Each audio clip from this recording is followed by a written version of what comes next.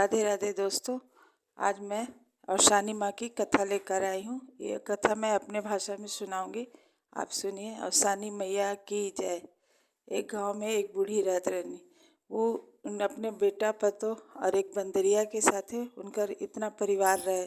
और वो औशानी मैया को बहुत बड़ा भक्त रहनी। और औशानी मैया के दिन रात सेवा करल। अगर गांव में कहीं औशानी मैया को पूजा हो तो बिना बुलावा कहीं चले जात रहे, कहीं कि वो बहुत बड़ा भक्त रहनी औशानी मैया के। एक दिन उनका बेटवा कहना कि माई आज हमके दाल पूड़ी खाए के बहुत मन करत है। तो उनका अपने बेटवा के बहुत मानत रहनी। वो बोली ठीक है बेटा, बन जाई। फिर अपने वो पतोहे के बोलवनी, हे दुल्हन यहर आवा, आज दाल पूड़ी और कोहड़ा का सब्जी बनहिया। तो वो कहनी ठीक है अम्मा। उनका बेटवा खेते पे चले गल और वो चल गई नहीं औशानी मैया के मंदिर में। उनके घरवा के समन्वय ही औशानी मैया का मंदिर है। वो सेवा में लग गई नहीं। इधर ही अपन दाल अपन भिगौनी छौंकनी, खूब बढ़िया मसाला तैयार करनी, आटा सननी, खूब बढ़िया अपन तैयारी करके बैठनी बनावे बदे। जब वो बेल बेल के बनावे लगनी तो उनकर पूरा पूड़ी फूटत जाए। तो बेचारी अनसा गईनी, आधा से अधिक पूड़ी खराब हो गल। फिर गईनी अपने सास के बुलावे, हे अम्मा आज पता ना काहे पुड़िया तो बनते ना अम्मा। वो बोलनी ठीक है चला हम पूजा कह के आवत ही तो देखा थी। फिर बूढ़ा आईनी, एक बाद वो बनावे लगनी पूड़ी। और पूड़ी बहुत अच्छा बने लगल। फिर बूढ़ा पूरा पूड़ी बना के तोप ढक के रख देनी। कहनी हम जाती अपने लड़का के बुलावे, फिर एक साथ तीनों जाने खाल जाई बैठ के। वो बोली ठीक अम्मा। इतना करके बूढ़ा चल गई नहीं अपने खेते पे बुलावे अपने लड़का के। इधर ही बहू रानी के खूब तेज का भूख लगल, कहीं कि इनके पेटे से रहनी, इनके बच्चा होके के रहे। ऐसे इनके बहुत तेज भूख लगल। अभी सोचनी कि हम का खाई उनके समझे में ना होता। तब उनका निगाह पूड़ी पे गल। वो कहनी का करी दूठे पुड़िया खा ली का। पर वो डेरात रहे कि अगर माई अगर गिन के गल हुई है तो बहुत नाराज हुई है कि खा लेनी पहले ही। तो का कहनी उनके दिमाग में आयल कि चला सब पूड़ी में से दाल झाड़ के खा लेती। वो पूड़ी हर पूड़ी में छेदा कई कई के ओकर दाल झाड़ झाड़ के कुल खा गई नी। ई कुल करामात बंदरिया देखत रहे, पर बंदरिया बोल ना पावे कि का बोली। एक बाद बूढ़ा थोड़ी देर के बाद आईनी। तब तक वो अपने खा पी के अपने कमरा में लेटल रहनी। वही तरह तोप ढाक के बूढ़ा आईनी कहनी, हे दुल्हन चला खाना परोसा, चला खाल जाए तीनों जाने। तो फिर वो आईनी खूब बढ़िया से अपन खाना परोसनी।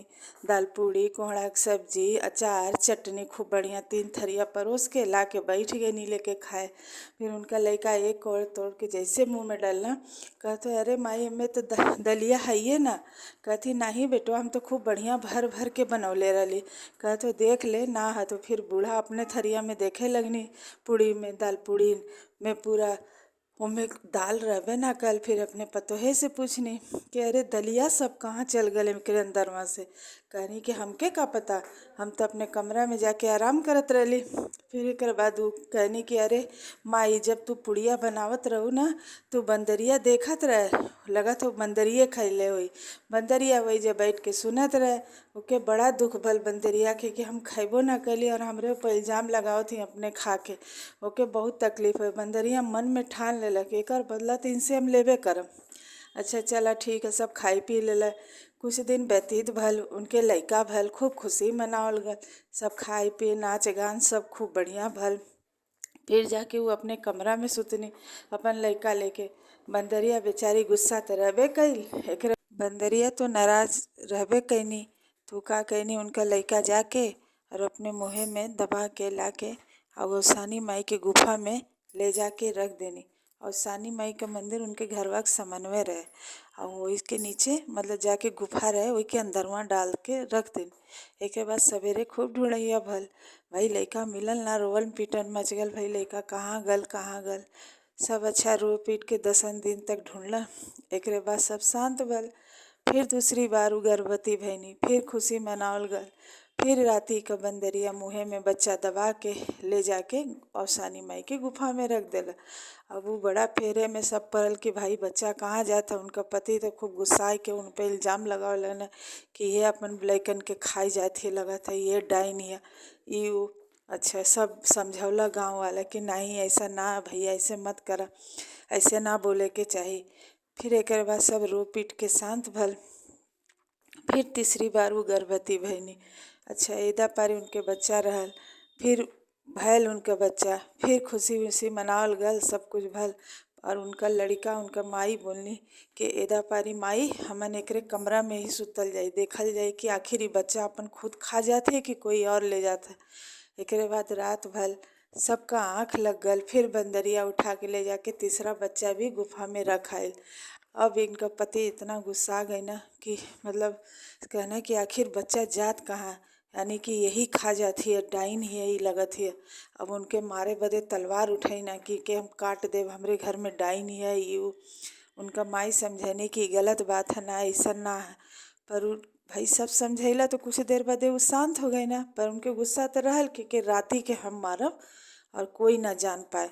तो का कहना कि राती के तलवार ले जाके उनके मारे बदे नींद में रहनी, उनके मारे बदे जय बार तलवार उठावे पर वो मार ना पावे। सबसे अच्छी बात उनका पत्नी का ई रहे कि वो जब भी रात के सुते जाए तो अवसानी माई के जो उनके कमरा में दिया जरे ओके अपने अचरा से बुझावे और कहे हे अवसानी माई तू हमरा रक्षा करिया और हमरे परिवार के रक्षा करिया। हे लक्ष्मी माई तू हमार रक्षा करिया और हमरे परिवार के रक्षा करिया।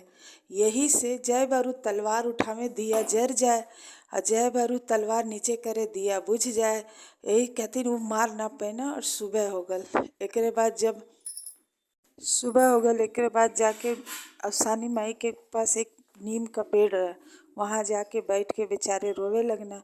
वहाँ पे अवसानी माई के 6 बहन आके बैठल रहनी, बतियावत रहनी। अवसानी माई 7 बहन है और 6 बहन वही नीम के पेड़ के नीचे बतियावत रहनी कि अवसानी दीदी से मिलल बहुत दिन हो गल, पता ना अवसानी दीदी कहाँ रहती आजकल।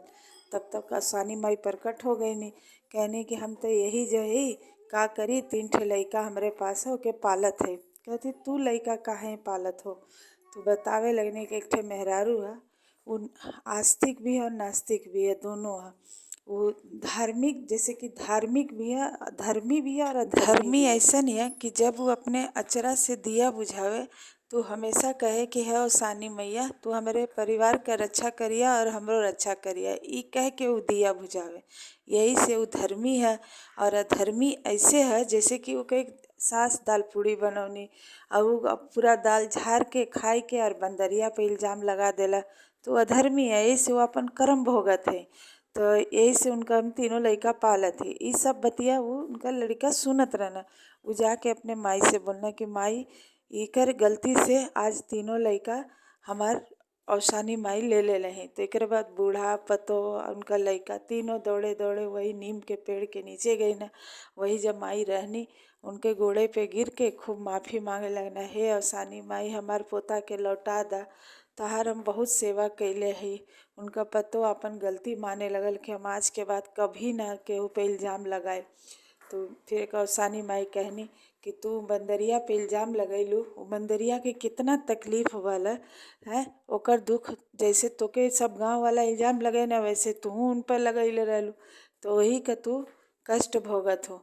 तो बंदरिया से तू माफ़ी मांगिया और हम तोके चला माफ़ कर देते कहे कि तहार सास हमार बहुत भक्ति करत रहनी, यही से हम तोके तहार लइका लौटा देती। एक बाद अवसानी माई उनका लइका लौटा देनी। एक बाद वो बहुत खुश भैनी। जे अवसानी माई के मन से मानला और कुछ मान के उनके रखला कि हे अवसानी माई हमारी इच्छा पूरी करबू तो हम तार दुदुरिया चुगवाई। तो ये दुदुरिया जोन चुगवावला जरूर आस पूरी होले।